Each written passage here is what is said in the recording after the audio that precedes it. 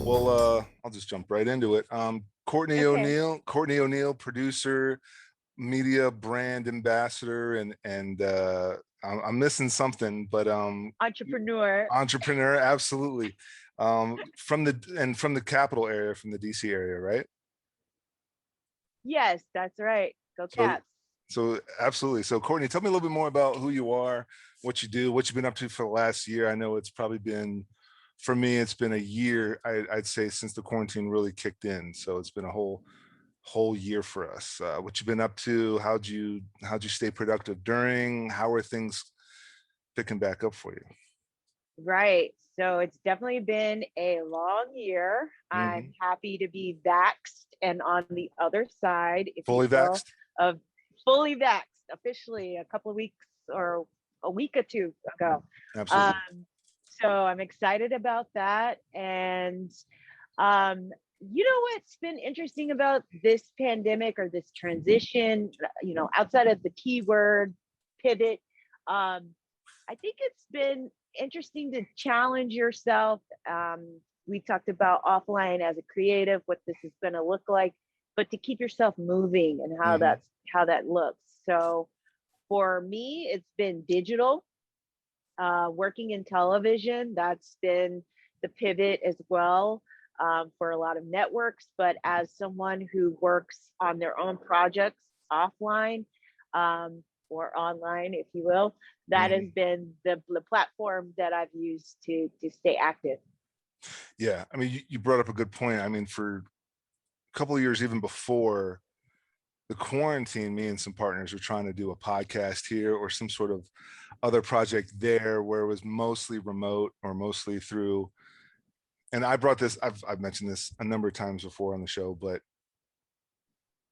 I would have them both come in on both Google Hangouts and Skype, and then Wow. and then I would be on a hard camera, and then Okay. a hardwired camera, and then Mm. bring one in from Skype and one in from Google Hangouts, and it was such a technical mess.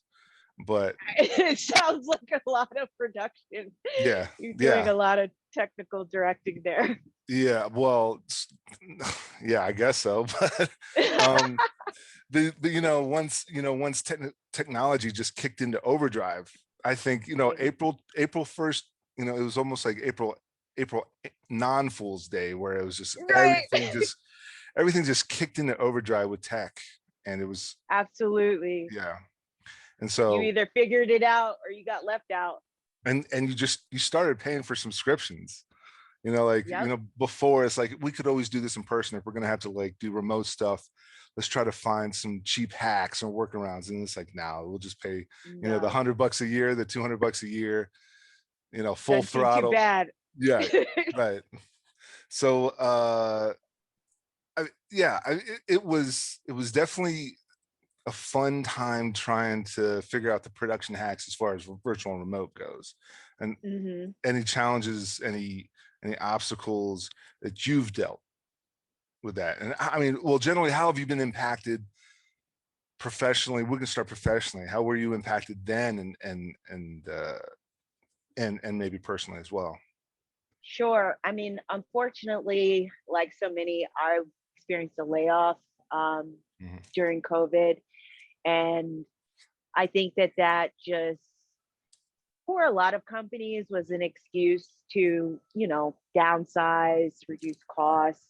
But I think it's a blessing in disguise, at least for myself, I can say, because it's an opportunity for growth, professionally. So, you do your time, you do your season, and sometimes you get comfortable in those seasons and those chapters, and you don't necessarily think, well, this is the right time for me to go or to look at other opportunities. So for me, um, that setback, if you will, was an opportunity to step forward. So that's what's happened to me professionally, being grounded with a show, you know, Right. going, Yeah. and then just coming to a complete halt. That, I mean, that was very jolting, but it also, like we just talked about, it pushed you creatively, um, technically, you know, all of the above, to see what you're made of, you know, can you do this? Can you bring people from around the world now,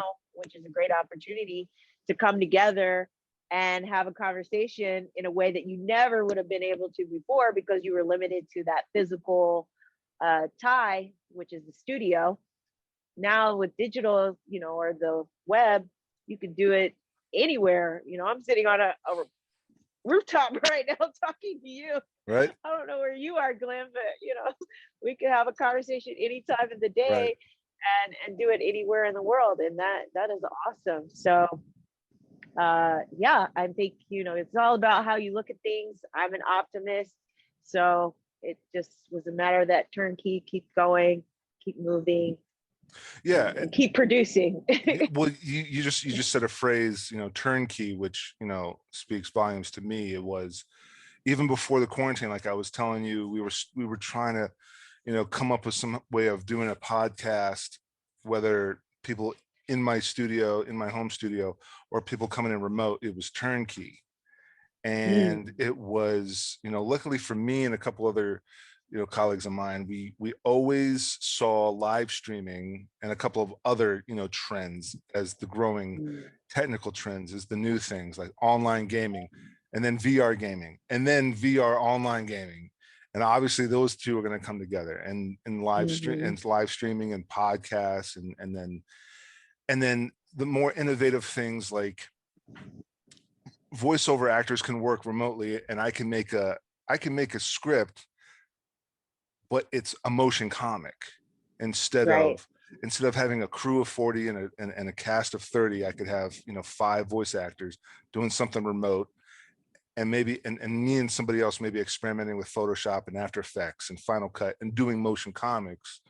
Or it's a podcast, and kind of going back to those those radio serials. Oh God, who's the actor that was the CIA agent in the new Daniel Craig?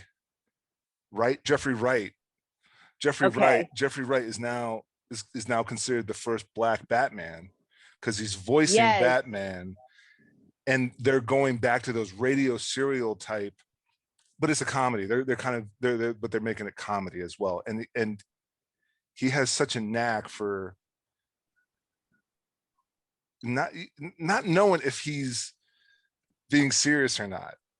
You know, Okay. he's great in Westworld, but then he was in a movie, it was a comedy, and he was exactly the same in Westworld, but he was hilarious in this comedy. I can't remember what the comedy was, but You're gonna beat me on movie trivia right now. So oh yeah, okay. it's And like I'm not gonna still pretend to know. right, and I'm still struggling to remember what that movie was, but anyway, you know, and so that's what they're going back to, is like more content. We all love Batman, but they're going to go back to that 1920s, 1930s way of doing things, because why not? Right. People are accepting this type of thing that we're doing. Exactly. People are accepting, you know, the Joe Rogans and the Howard Sterns and the Adam Carolla versions of these storytelling.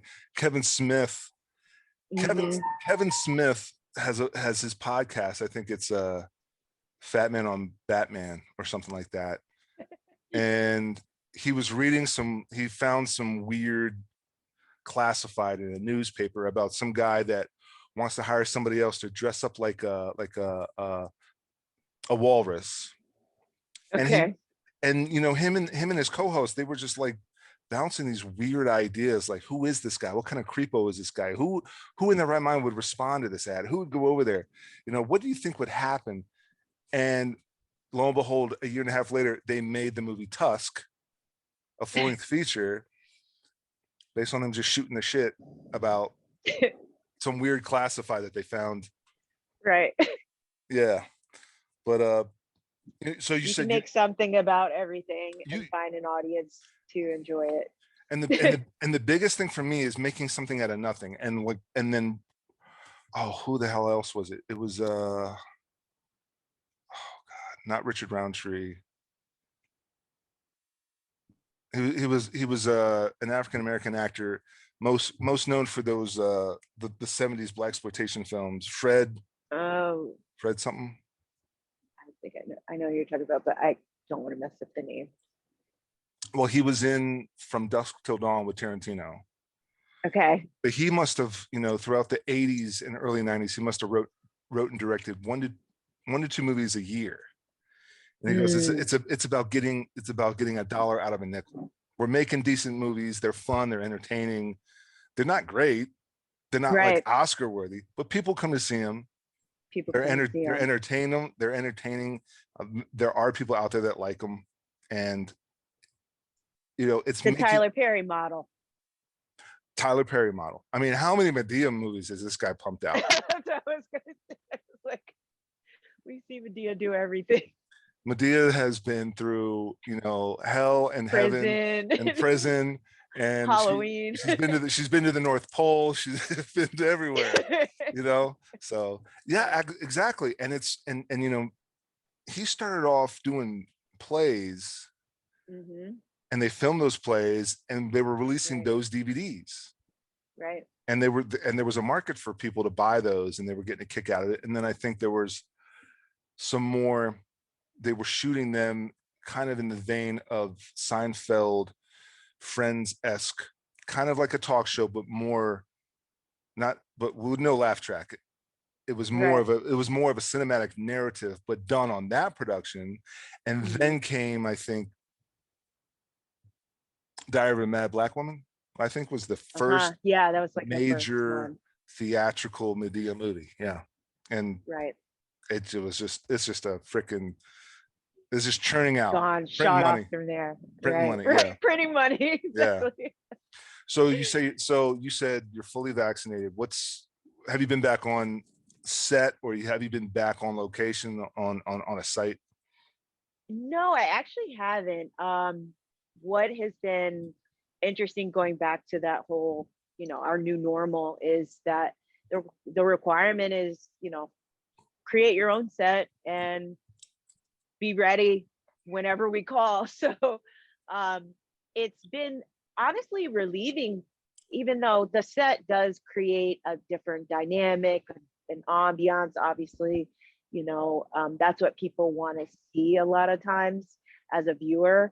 But for the contributor or the guest, it creates an alleviation of stress that you normally have when you're trying to like get there and set up and all of that. So I've had to do, again, with the creativity, create my own sets, and that has been really interesting and exciting in a lot of ways. Where? Hotels. There are creative spaces that have shifted to focus more on people like you and I who need spaces to use at the ready. But it's been interesting from a business standpoint to see who is there for us, or people like us that need spaces to even take photos. I mean, that's been a shift I've seen in the hospitality space, in just the share space. There's been an opening of that for people like you and I. Yeah. For us, me and the wife, we brought our baby boy home a week before the state locked down for the quarantine. Oh, wow. And congratulations. So, thank you. So he's, well, he is a COVID baby, because eventually I had gotten COVID from a task I had to do with the National Guard. Brought it home, they got it, but I think I suffered from it the most. All the full-blown flu-like symptoms, and the wife only suffered from exhaustion and I think a sore throat. Oh, wow. And Gabriel, my kid, as far as we know, because he couldn't tell us outright, Yeah. as far as you know, all he had was a fever and diarrhea. So, Okay. but it wasn't a problem for me changing his diapers because I had a lost sense of smell, and so I was like, babe, you go rest up, and I got to handle. I can't smell none of this, so it's no Yeah. problem. Yeah. Well, thank God you guys are okay. So for the last, it's kind of hard because now it's been a whole year, so I'm pretty sure you've binged watched a lot of stuff. I know I have. But if there's Yes. but if there's one series that stands out, Mm, it's very challenging. I'm really going to put you to I the test. know. But what was one series that stands out for you the past year, Mhm. that you watched? There's been shows, my wife's like, how the hell did you finish that in 2 days? And I did. Right. There's nothing else to do. Right. Um, I really enjoyed The Crown. Okay. Like so many other people probably. That was really interesting. I never probably would have watched that if we weren't going through quarantine. Right. Um, I enjoyed that. There's God, what is it called? It's new on Netflix. It's called Bombay. I might need to look up the name while we're talking to get it right. Um, it's about women, and it's an Indian series. I really enjoyed that. White Tiger, it's a new production by Priyanka Chopra. Really enjoyed that movie. And I'm trying to think. That wasn't really a series. It was just a film. You asked me about Oh, series. no, that's okay. Films too. Okay. Yeah. Oh yeah. I was like, I really liked that movie. I wasn't expecting that. I'm trying to think what else. Excuse me, I really enjoyed um that Salt Acid. I believe that's the name of the title. It's a cooking show, but it went over just the elements of food and why we like them, why they taste so good. And surprisingly, like what's in different things you don't realize, like ice cream. It's like what makes ice cream taste good? It's the fat. The fat. Yeah, or the Right. salt Oh, okay. sometimes. Yeah, Bombay Begums or Begums. that's it. You Bombay got it. Bombay That one. Begums. Yeah. That's an excellent series. I Okay. recommend to folks. Yeah. You know, there was a series, some series that stood out, so a lot of my acting career started off, and I've only been doing it for 5 or 6 years now, but it started off in all those Okay. ID crime shows. Ooh. All those, like Evil Twins, Evil Yeah. Stepmothers, Who Killed Jane Doe, Yeah. all those ID-esque crime shows. And so as a production hack, me and some partners thought, what would those shows be like Mhm. in in Gotham City? Mm. Bruce Wayne wants to go back to the mansion and just relax and have a cocktail, and he watches ID. What would he see? Or Right. but also in the Marvel universe. So we made one in the DC, one in the Marvel, and because I just saw how low budget, how production hacked some of those things are, Yeah. aesthetically, location wise, actor wise, that sort of deal. So we started that, but then Okay. on Vice on Mm. Hulu, they do a show called Dark Side of the Ring, which is just like those ID crime shows, but it's on Vice, Okay. about wrestlers, pro wrestlers, and like the death of Macho Man, the death of Owen Hart, the death of Cool. Brutus. All the greats. Brutus oh, not Brutus, Bruiser Brody. Yeah, all the greats, all the drug things, or like these murders that were never solved, or Mhm. sudden deaths that could be attributed to drug use or CTE, like football players Mhm. get, wrestlers got that. So Right. that was the one series I really hope they do a season 3, because Mm. it's shot just like those low budget, corny esque. I like them. I mean, well, let me just say they started my acting career. So I'm not Okay, right. dumping on them too much, but then seeing them do that with pro wrestlers and seeing, you know, the dramatic reenactors playing these wrestlers, they book these big buff dudes to play Macho, to play Hogan. They got the wigs, they got the, you know, the headbands and the big crazy Right. hats. It's hilarious. I'm sure it's great entertainment. So I need to check that out.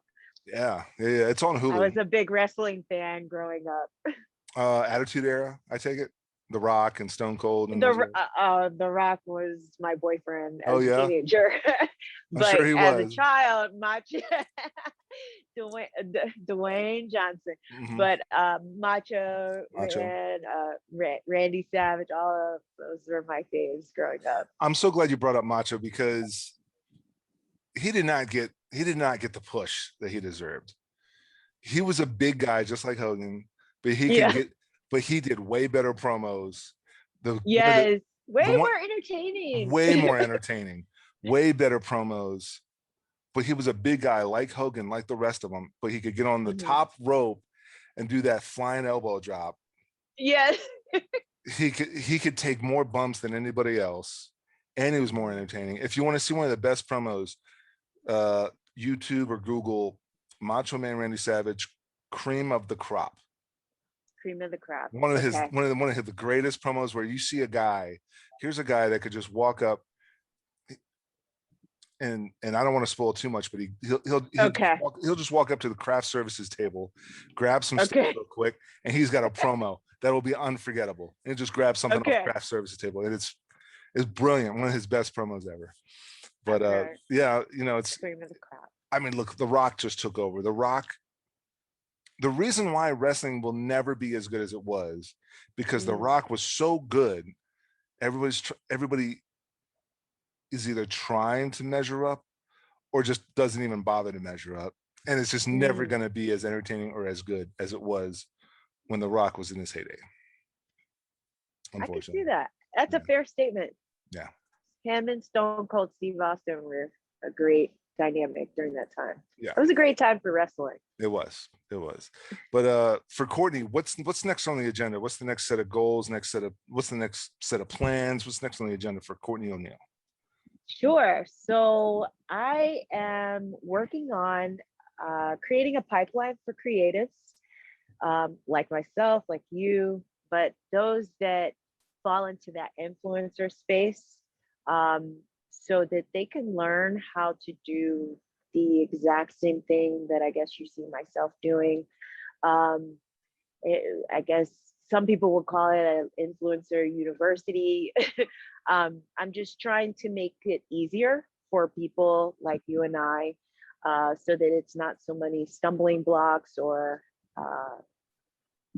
landmines to walk into, to figure out how to get involved with brands and maybe even in front of the camera if that's what they desire to do, but turn their love of being an influencer into an actual business. And then also I'm working with companies like Olay to push for diversity and inclusion in broadcast media, because you and I know, working in that space, representation does matter, but it means so much, not only from a gender standpoint, but from an ethnic standpoint as well, to have people in the room to say certain things or just be on camera to represent brands and businesses, so that your kids or my kids can say, hey, that person looks like me and I want to be like them when I grow up. So those are the projects that I'm working on right now. Yeah. Oh, outstanding. Thank you. I've had some colleagues in the past that get annoyed with, oh, they're going to make a black James Bond or they're going to make a black Superman. And I tell them, like, who cares? It's right. that person doesn't exist. That's a fake person. Right. Like, they made one character. Well, shit. Now I can't remember. They did make one character African American. Well, they were Spider-Man. Well, no, Miles Morales was always, I think, half half black, half Latino. Okay. That character always was. Okay. But anyway, they're always, they're talking about Idris Elba as Bond. They're talking about Michael B. Jordan as Superman. Oh, they did Michael B. Jordan as the Human Torch in the last Fantastic Four. Yes. I was like, who gives a shit? It's a fake character. So yeah, Santa Claus, same thing. yeah, exactly. I mean, I will say, there's a difference if it comes to historical biopics. That's where Yeah, it always should be a black Martin Luther King. It always should be a right, white JFK, because right, that is what created and changed and changed things and right. made The history, impact. and Yeah, the impact on the nation, on the world, so on and so forth, is who right, that person was very specifically and accurately. But right, James Bond is not a real person. right. Freaking, I don't know. Not to get too political or Wonder too Woman. Yeah, right. well, it's not even a political conversation, right? It's just about I think it's seeing, more of an artistic thing. it's an artistic thing and it's a real life thing. Like, you Absolutely. know, the world is not homogenous. It's multidimensional. Absolutely is. It's diverse. So, and Yeah. we live in a country that's diverse. So Hmm. why not reflect the people that live here? Absolutely. Yeah. Like reflect it, Yeah. and because that really is the driving force behind what I always thought was great about at least the US. Absolutely. But there's always naysayers and there was always complainers. But what I've realized in the last 20 years of my life is that any people that have a bone to pick with this, a bone to pick with that, have nothing going on in their life. They have absolutely nothing going on in their life. They're bored, they're unsuccessful, they're mediocre. They might be the complainers that you hear politicians speak about. Well, they're making this character Asian. This character, they're making the lead of this movie homosexual or lesbian. Like, why do you care? Right. It doesn't affect your life. Or you can change the channel. You can Oh, change the channel. oh, and you know what? And you just reminded me of something else that I have brought this up before. Uh-huh. Someone was complaining about, like, oh, all these commercials now are Interracial. interracial commercials, Yeah. multi-gender, Yeah. LGBT Right. involving commercials. And I'm like, who the fuck's watching commercials? Are you sitting there watching the commercials? You know what? You'd be surprised. And that gets into, again, the demographic of like who's at home watching TV, right? Daytime TV. And you have to think about that demographic and then compare it to, let's just say, the electorate, right? Like who's voting, who becomes president, or who represents the mass majority. And I read an article that you might find interesting recently, the other day. It was about Tucker Carlson at Fox News, and it was getting into details about around how his show has sustained without advertisers, right? Because there's always a call for advertisers to leave his program. And one of the CEOs of Fox News, which is one of Rupert Murdoch's sons, stated that he's not concerned about some of the extreme platforms like AON or OAN, excuse me, I reversed those acronyms, because they don't reflect the mass majority of the country. And that stuck out to me a lot because you're talking about extremism, right? Extreme right, extreme left versus the middle. And when you think about people getting upset about diversity and inclusion, you have to say, like, who are those people are they reflective again of the mass majority, the people who vote for our presidents versus not? We look like you and I can have a conversation like this. And generally the answer is probably no. It's about checks and balances and respecting each other's opinions at the end of the day, or the differences of. And so if a Tucker Carlson can stay alive and thrive, then a Cheerios commercial with an interracial couple can do the same. Right. You know what I mean? Like, it's just, the two can coexist, and I don't see why people don't understand that. Yeah, no, absolutely. Absolutely. So, okay, so it's May now.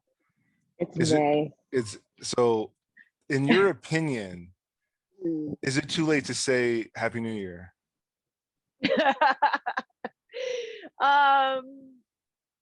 It depends what we're saying Happy New Year about. Right. Well, you know what? For 2021 post, like, pandemic free, like, because the outdoors is open, sure. right. And so that's the point. So, like, for me, the shit year started March 2020. So as Yes. people started getting fully vaccinated, as people started having some outdoor seating, and as we're getting, that's where I see the new year was, like, March 2021. New Year starting. Somewhere between March 2021 and April of 2021 was like that new year. But what in your mind is the new you, the new year, new you, the new normal, new you? What comes to mind when it what comes to mind? So that's been an interesting question. I think I've tossed around through this entire time, because, again, the word that everybody's hated but had to embrace, pivoting throughout the pandemic. We've all had to adapt to this change, right? And that meant, from, like, for me, working out in a gym to then working out outside. Now I've gotten more comfortable and I'm back in the gym. But I've never stopped certain things. I just took more precaution as I was living my life still. So that was my adaptation with the pandemic. I hate to say it.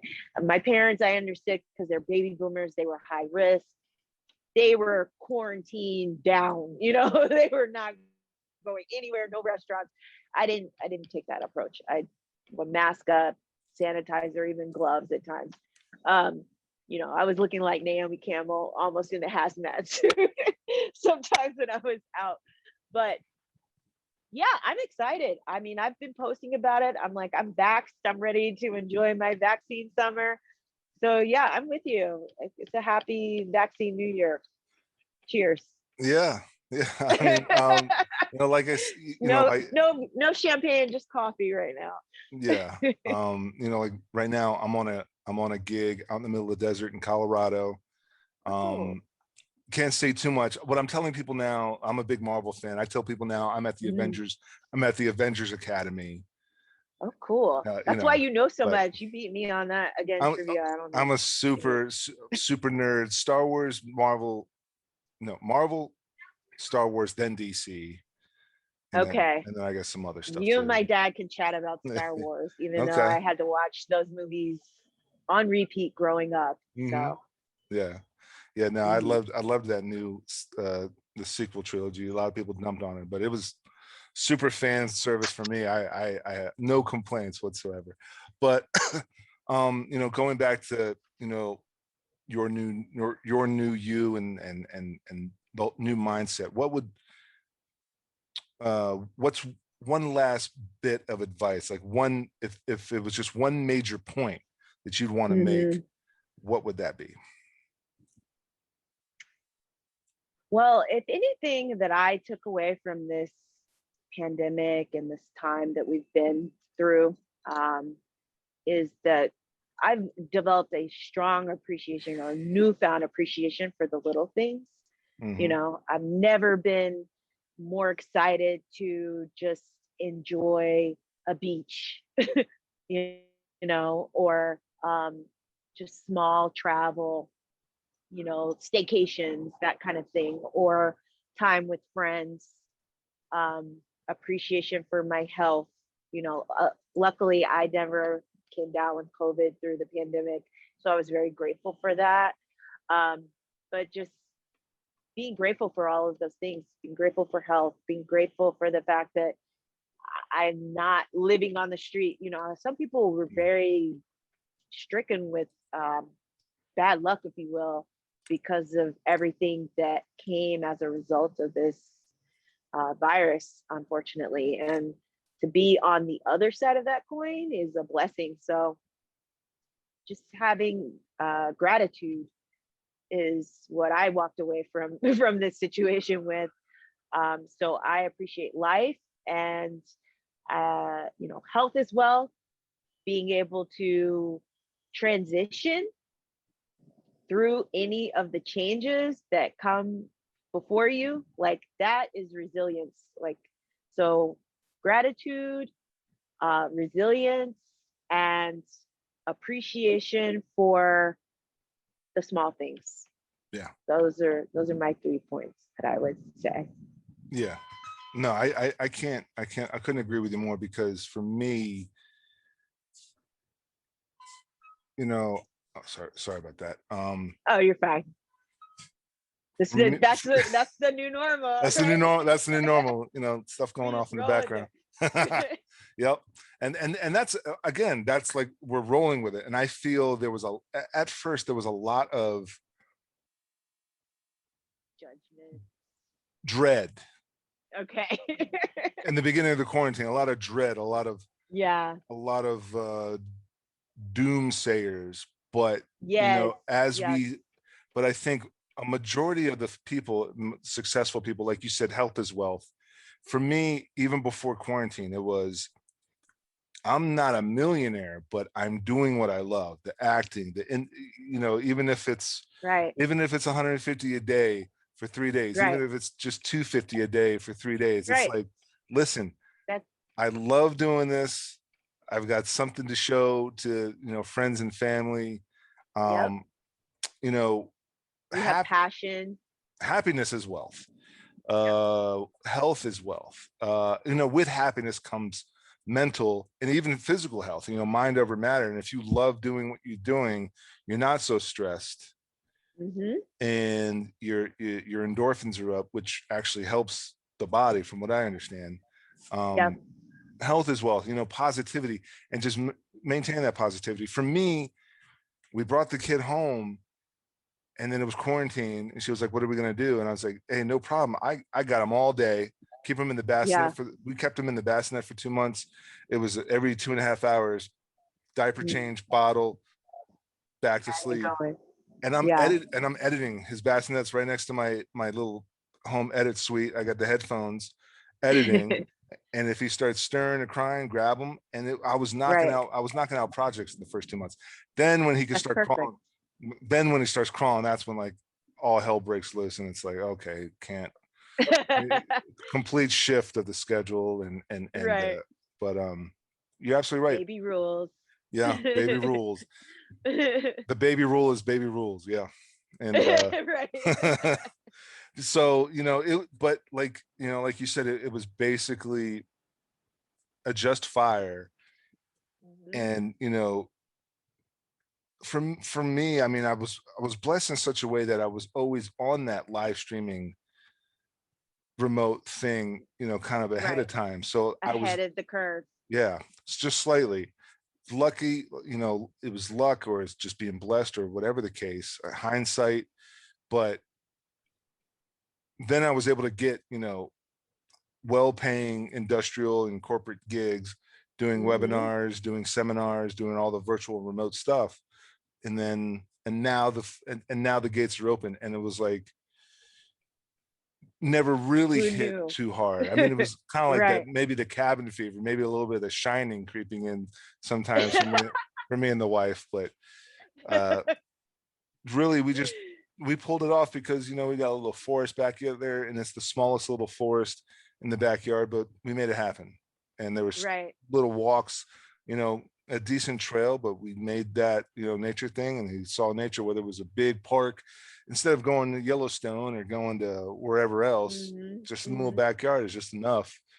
Yeah. And next thing you know, a whole year. A whole year. And Yeah. the year is nothing when you think about it, because it flies by. Yeah. I mean, you know, I know it's fictitious, but if you're going to look at, you know, The Walking Dead, I mean, that whole thing's covered a span of 10, 12, 14 years, and we only suffered a year. We might have to still be semi quarantined and semi careful for another year. Like what's 2 years? What's 3 years? It's right. But it's getting lesser and lesser stricter and lesser, you know, oppressive, suppressive. Right. Yeah. Right. So I mean, the way that people reacted over some like you said, short-term measures to save hundreds of thousands of lives, to include their own, it's nothing. It's a minor sacrifice. Absolutely. So I volunteer tribute for it anytime, any day. Absolutely. Absolutely. And I'm fine with not spending my life in traffic. Oh my gosh, the commutes. And you know, it's awesome you bring that up, and it's another great reminder of some of the small blessings. And I brought up traffic. Like I'm not, so I guess I can bring this up. So January 2020, I bought a car from CarMax. CarMax is probably one of the best places to ever get a used car. I get this car. I get this car, you know, small little, you know, bucket with wheels, something real simple to get me to gigs back and forth. And it's small, especially with gigs in DC. So, you know, jump right into that little parallel parking spot. And it was 10,009 in January 2020. Then quarantine happens, and I'm using it plenty. I'm using it plenty for like anything except for gigs, really. But definitely not nearly as much as I used the previous car. So then this big gig comes up, you know, out of state, and I go back to CarMax, and I, you know, like paying monthly payments on the car note. I sell it back to CarMax at 10,000. Okay. And so really, and then they pay off the loan. Then I get 1,500 back, which pretty much paid for maybe 75% of the monthly payments I did. So I was like, did I make a profit on this? And I think upfront cash, I didn't make a profit, but big picture wise, I made a profit by boosting up my credit score and broke even on this car. Right. And where the hell was I going with that? Traffic. So no gigs, you know, no traffic to gigs because it was all remote in the comfort of my own home. I can run upstairs and play with the kid if the wife was off. Right. Or right after work, you know, remote work, drive 15 minutes down to the daycare, pick them back up, bring them home, instead of stuck in traffic for an hour, on the way to daycare, and then stuck in traffic for another 30 minutes from daycare to home. It was 15 minutes to daycare, 15 minutes back, maybe 10 minutes both ways. You know, it's like no complaints about the traffic, about the commuting, about the vehicular nightmares that comes with some gigs. That comes with it. Yeah, exactly. You got your time back. No road rage. No oh my God. No stress. Yeah. Absolutely. Deals. I mean, the sales on liquor, man, they knew what they were on beer and wine and liquor. They knew what they were doing because the one beer and wine store I go to, they just had nonstop sales. Nonstop. They knew people were going to go crazy, and they didn't have some sort of vice to go to. Yeah, there's like an Instagrammer or a TikToker or a YouTuber or something like that. He spent most of the first like 3 or 4 months of the quarantine like going around to people's recycling bins. Like he just went down to everybody's recycling bins and would film their recycling bin and just go through like, man, what are these people drinking? And it would just be like full of beer cans, or it'd be like different Oh my wines. God. He would start critiquing the liquors or the wines or the beers that they're drinking. That's awesome. That's like that's one of the best, like quarantine gimmicks of a TikTok or Instagram or something, like a whole series of just going to these different recycling bins. Wow. Like Smirnoff, okay, this guy's kind of that's kind of all right, versus Right. like Grey Goose, all right, they're partying, like right, high shelf, top shelf. yeah. So just seeing like a lot of cool different things to come out, and people thinking outside the box. If you're forced to think outside the box, if you're forced to think outside the box, you're really gonna like come up with something. If you're absolutely forced to. Complacent, see, that's where complacency, you start losing. You get stuck. You start getting dull. Yeah. And then when it comes to, when you're like, when a Mack truck is thrown your way, then you're like, right. How do I move, shift? Yeah, absolutely. Absolutely. No, that's been one of the blessings of the quarantine, of the situation, for people that haven't had other things to quote unquote worry about. They've been forced, the creativity is forced to come out. Yeah. Higher level. Yeah. Absolutely. Couldn't agree more. Well, Courtney, I can't thank you enough for coming on. This was a blast. Thank you so much. And I'm continually inspired. Any last plugs, links, socials, sites you want to put out there? Yeah, well, first, thank you again, Glenn, for your service. Oh, I really appreciate it. Thank you for your support. And I'm sure everybody else in the country does too. You can keep up with me and my image consulting firm at courtedstyle.com, or you can follow us on social media at courtedstyle. Awesome. Well, Courtney, again, I can't thank you enough. Definitely going to have you and previous folks back on and try to do like a group thing, like a roundtable thing. And so that's cool. That's a plan down the road. We'll see.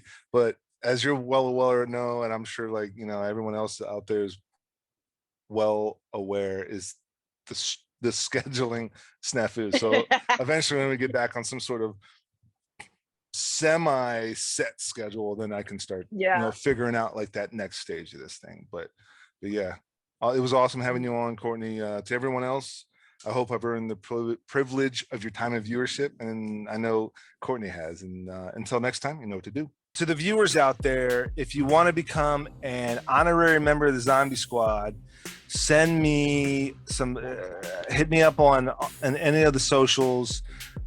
Send me the name that you want to be credited as a honorary member of Zombie Squad. Send me your favorite 1 or 2 profile pictures, avatars, what have you, your profile pictures on Instagram, Facebook, whatever, and we can squad you up. I will make you an honorary member of the Zombie Squad, and I'll design all this stuff. I'll design a t-shirt, I'll design your logo, your whole Zombie Squad kind of profile if you want to be an honorary member of Zombie Squad, and give you the options to buy a t-shirt, to buy a phone case, to buy a pillow, to buy a tapestry, to buy a hoodie, to whatever the hell you want. But if you want to be an honorary member of the Zombie Squad, let me know. And but they got to put in the work though. All they have to do is send me 1 or 2 of their profile pics, and they'll be an honorary member of the Zombie Squad.